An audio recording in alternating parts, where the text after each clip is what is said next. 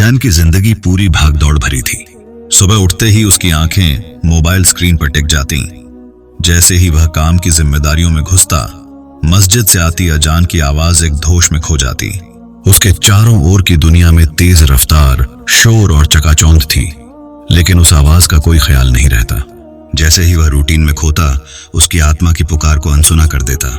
एक रात जैन एक अजीब सपने में खो गया।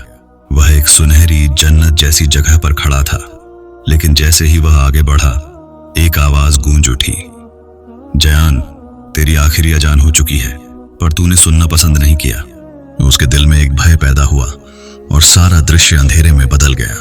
उसके पास आया एक दरवाजा जोर से बंद हो गया, जो उसकी घबराहट को और बढ़ा गया। वह अचानक जाग गया, पसीने से तरबतर।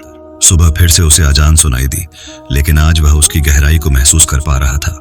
एक बुजुर्ग ने उसे कहा, बेटा, अजान सिर्फ बुलाने के लिए नहीं होती, चेतावनी देने के लिए भी होती है। अब यह वाक्य उसके दिल को छू गया। उसके आंसू बहने लगे, क्योंकि उसे एहसास हुआ कि उसने कई अहम मौकों को खो दिया। जैन ने तेजी से मस्जिद की ओर दौड़ना शुरू किया। जैसे ही उसने दरवाजा खोला, अंदर का दृश्य उसे चौंका दिया। वहां कोई नहीं था, केवल दीवार पर एक वाक्य लिखा था, अगर आज भी नहीं समझा तो कल कौन होगा। यह सिर्फ एक सपना नहीं था, बल्कि एक हकीकत थी। अजान की आवाज अब भी उसके कानों में गूंज रही थी, लेकिन इस बार वह बिना रुके गया। उसने महसूस किया कि अजान अब सिर्फ एक आवाज नहीं रह गई थी, यह एक बुलावा बन चुकी थी। उसे समझ में आया कि हर अजान एक मौका है, शायद उसकी आखिरी भी।